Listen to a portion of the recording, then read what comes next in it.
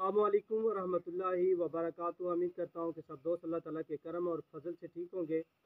आज इस वीडियो में आप लोगों को जो मैं फॉर्मेशन बताने वाला हूँ ये कान के दर्द के हवाले से है कि जिन दोस्तों के कान में दर्द हो तो ये टिप मेरी जो है आप लोग इस्तेमाल करें तो इंशाल्लाह आपके कान का दर्द जो है वो ख़त्म हो जाएगा।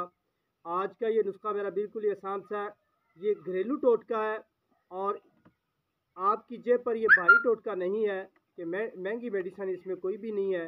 तो आप लोग ये टोटका मेरा इस्तेमाल करें तो इंशाल्लाह आपके कान का दर्द जो है वो फौरी ख़त्म हो जाएगा। आपने करना क्या है कि आप लोगों ने जो है सरसों का तेल लेना है और उसके बाद आप लोगों ने जो है प्याज लेना है।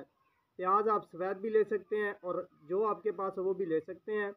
और इस प्याज को इस सरसों के तेल में आपने भूनना है, यानी कि प्याज को सरसों के तेल में डालना है और प्याज को जो है अच्छी तरह उसमें पकाना है। और इसका जब कलर चेंज हो जाए प्याज का तो आपने आग से नीचे उतार लेना है और इसके बाद जो है आपने किसी शीशी वगैरह या किसी और चीज़ में आपने ये तेल जो है प्याज वाला जमा कर लेना है। अगर किसी दोस्त के कान में दर्द हो तो आपने इसके चंद कतरे जो है कान में सिर्फ डालने हैं और इंशाल्लाह इसके इस्तेमाल करने से आपके कान का दर्द जो है ख़त्म हो जाएगा।